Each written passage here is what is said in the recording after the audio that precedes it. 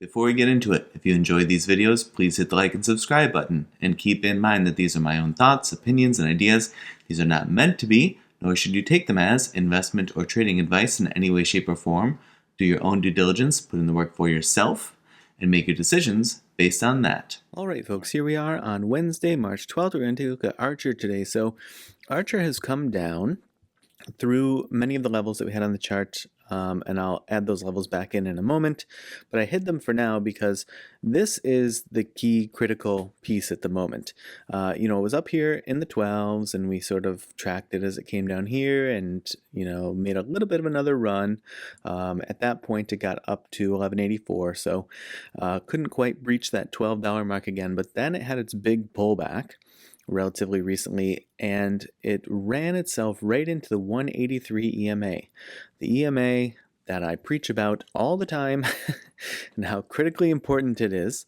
For one, when there's price action above this, that's when I consider that stock to be in a bullish pattern at the moment. And when it's below, I consider it to be in a bearish pattern at the moment. Now, so ACHR to me is still in a bullish pattern. That of course could change. There's a lot of big macro factors. We'll talk about that in a moment as well. But for now, depending on how you want to count it, I would sort of say that this has double bottomed on the 183.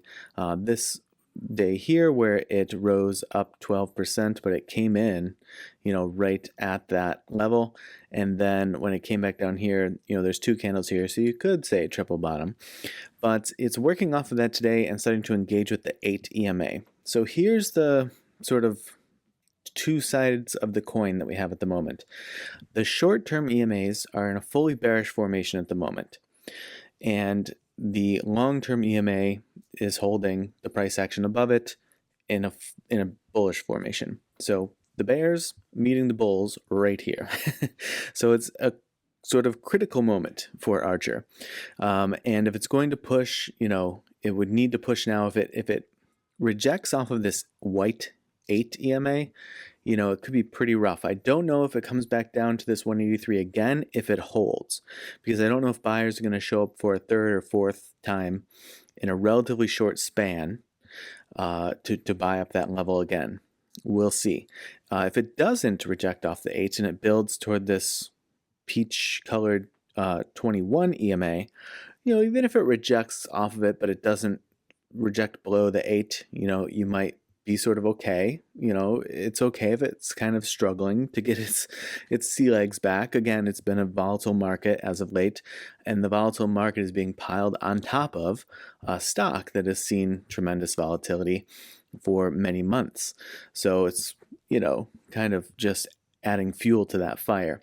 So, my main thing at the moment is, can it work through these short-term EMAs? And again, if it hits resistance on them, that's fine, as long as it doesn't throw like a clear rejection like this to that, right? That sort of clear rejection where it makes contact with it and then it pushes below it and gets distance from it, right? That distance is what you don't want. That versus something like here where it sort of maintained contact with it, right? And then when it did lose contact with it here, that's when it really fell pretty strong.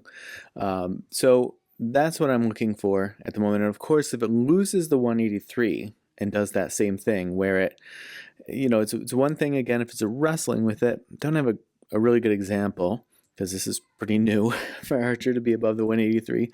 But if it starts to wrestle with it, like a little above, little below, little above, little below, but stays in contact with it, then, I consider that to be wrestling with that level. But again, if it rejects it and pushes down and starts having candles that just don't make contact with the 183 at all, then I would be concerned that it's lost that long-term support and it might get really dicey really quickly. So to me, the EMA, this is the most important view at the moment. Now, taking a look at the levels, there is this big buy zone.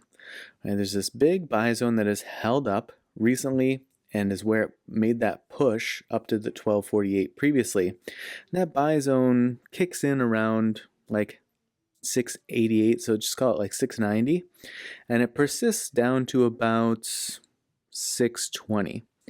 So 690 to 620 If that can't hold, then yeah, I think you've just gone to the well too many times potentially and looking for buyers to continue to step in a range where they're not seeing much bang for their buck, right? Now I know it did rise up almost 10% today, so you could say like that's a great day, right, to realize returns. But I do think that if then people didn't like zoom in and zoom out, for people who are actually kind of accumulating, I don't know if they continue to accumulate in this range if they just see the price, rise a little bit away from it and then just relatively instantly return back to it, right? They might go, why do I keep buying in this range where the price keeps coming back to it? And so that would be my concern. So yeah, 690 to 620, pretty critical. If we look again at that 183 EMA, it could certainly come down to that 620 and kind of still remain in range with that 183 EMA. That's situated in the midst of this whole thing right now at 663. Okay, so it's all coming to a head. There's a lot of things happening here. So if it loses at 620, then yeah, we can come back and take a look. The first sort of big potential support level that I would look for would be, I mean, it's just really thin until you get close to that $5 range. You'd probably see something here. Yeah, all this previous price action. I didn't look at this before, but about 550. But again, like percentage-wise, like that's a huge hit to take. But there should be quite a bit happening around that 550 range. So yeah, you see all this activity is kind of right within that range. So we'll talk about that if we get there. If things do continue to trickle up or zoom up or whatever, whether it's sooner or later, these are the levels that I have on the chart to the upside. $8, if it could flip that from resistance to support, it definitely clears a path to like the mid nines. I would expect something psychological around that $9 level. You see that's sort of what this floor was here that gave way, but barring just sort of a standard kind of, okay, people are a little touchy around these psychological levels, I would look for clearance to the mid nines. So you have 947 and then a bit above 10. And again, just keep in mind the $10 mark being psychological will probably give people some jitters. There might be some, flux in and out there, but 1038, 1111, 1184, and then to 1289. If it can get past this 1248, then you'd be looking potentially really peachy. Get yourself, is that an all-time high? No, not an all-time high, but you see the extension levels here if it does get through 1289 and continues on, 1414 and 1806. Then you get quite close. I don't know. I guess you would count this as the all-time high, but it just probably has tremendously small volume up there at that 18-ish level. So, and it hasn't been there in quite a while. That was in early 2021, so 4 years ago. So it'll feel very all-time high if it gets into this range, I think, because it hasn't been there in so long, right? Not even back here. So that's my 2 cents levels wise. Now on the think or swim side of things, just to throw in this into the mix, we have this trigger and fire that's still playing out in the TTM squeeze indicator. It's not uncommon that we see the TTM squeeze indicator give reactions both directions. It kicks off one way. Here it obviously kicked off down, and then we may see a counter move back to the upside. What happened? Yeah, previously, it was in such a sideways pattern, right? Right now, it's still like in its volatility for the most part compared to like this period, right? This period was snooze fest for sure. But here where it triggered and fired, it just went for it. But this, being consolidation, but consolidation between two very volatile zones, yeah, it's just going to look different.